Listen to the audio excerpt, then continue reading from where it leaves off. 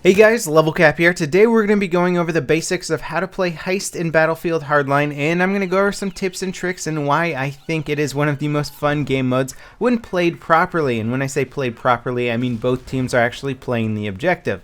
Sometimes you get a situation where one team is playing the objective really well and the other team doesn't seem to know what's going on. Then you get a very short game with not a lot of action. But when both teams are playing well, it gets crazy fast-paced and it's a lot of fun. Now there's two stages to this game mode. We are at the very beginning of a round. I'm playing as the Thieves team, and you saw me place a C4 on the back of an armored car there. This is the first stage. After placing the C4 on the armored car, there is a fuse that takes a little while, and it gives the police an opportunity to try and defuse it. If you can defend it while the fuse is going down, which I am doing right now, then it will blow open the back doors on the armored car, exposing a bag of cash. This transitions you into the second stage of the game, which is where the thieves have to grab that bag of cash and take it to a drop-off point. At this stage, the police cannot actually take the bag of cash themselves. They have to just kind of set up a defensive perimeter, try and prevent the thieves from getting the cash, and if the thieves do get the cash, then they have to chase them down to the drop-off point or set up a defensive perimeter at the drop-off point and wait for them. Once you get the basics down, it seems relatively simple, but there are a lot of different strategies to play this game.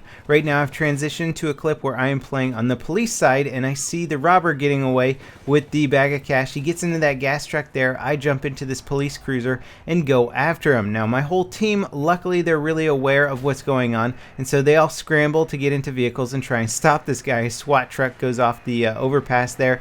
The drop-off point is right in front of him, and I managed to get a roadkill on him before he gets over there. But his teammate comes out, he gets roadkilled again, and both the thieves and police are now scrambling to try and get to this bag of cash location because it's a hard position to defend, and they have a certain period of time, as you can see the little recovery timer now, before that cash gets returned back to the armored car. So basically the battle has shifted to this portion of the map, and we've set up another defensive perimeter, and this is what I like about this game mode. You get these intense firefights that are very highly concentrated, but they can move around the map. One interesting strategy that I've seen is having the police team take their helicopter and set up some booby traps at the two drop-off points ahead of time, and then going over to join the fight. If one guy manages to get away with the bag of cash, then sometimes a laser trip mine can blow him up just as he's about to get to his objective, and it buys the police team enough time to basically get there and try and defend that bag of cash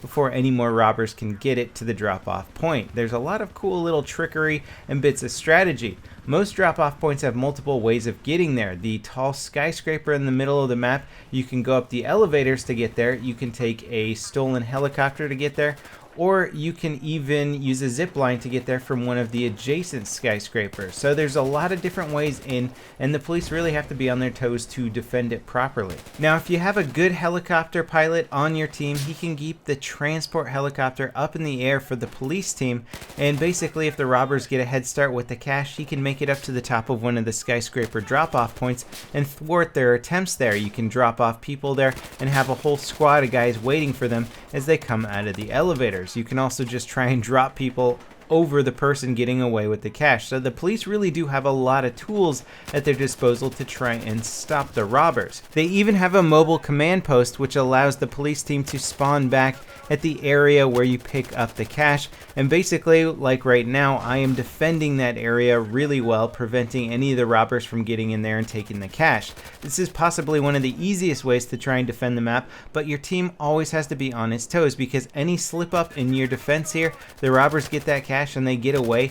All of a sudden, if your entire team is hanging out here and defending this one point, then you have nobody defending the drop-off point. So it's helpful to have vehicles on hand or somebody playing a little bit further back than the front lines that can really step on it and chase down some of the thieves. Now one of the big advantages that the thieves team has is that they spawn very close to the original pickup location, and so this allows them to put a constant relentless threat on those bags of cash, where the police team, they spawn quite far away. They have a lot of vehicles to get over there quickly, but they're not going to be able to reinforce as quickly as the thieves team can. Now, if they have one of those mobile command posts hidden somewhere nearby, then that can give them a huge tactical advantage. So one of the best things to do on the robbers team is to try and find that mobile command post as fast as possible and blow it up. Sometimes somebody just drives it right in to the open, makes it a very easy target, and then it's not as big of a problem. But if you have somebody smart on the police team and they hide it well and allow the police to just respawn nearby all the time,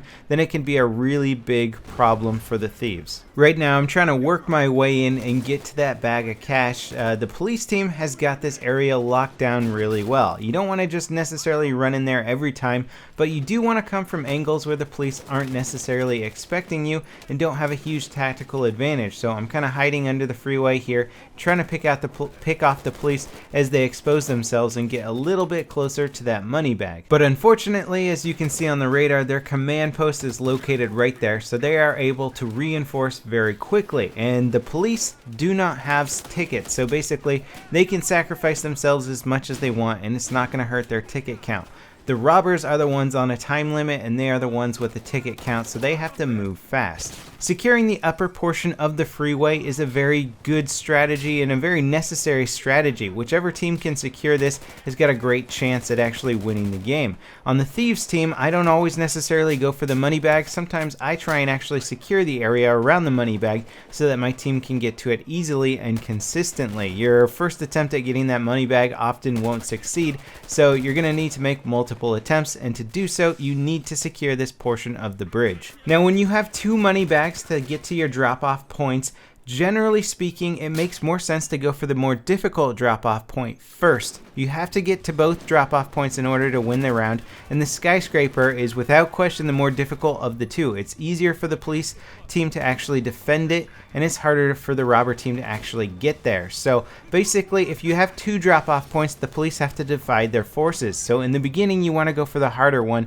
because technically it should be a little bit easier. Unfortunately, things often don't go this way, and most people try and go for the easy drop-off point in the beginning, making the second drop-off point that much more difficult to get to. Right now I'm defending my money carrier as he just barely makes it into one of the elevators, and then you have this elevator ride up to the top of the skyscraper where there could or could not be police waiting for you. In this situation, the police end up funneling out of a hiding spot, and all of a sudden we have this massive firefight going on the top of the roof here. Our money carrier also doesn't go directly for the helipad, which is the drop-off location, and that basically prolongs the firefight. It is kind of funny when you put all the power of your team into one player's hands, and if he doesn't know what he's doing, then things can go bad real fast. Fortunately, he figures it out eventually and manages to win the game for us, as we just barely hold the roof after this relentless assault from the police.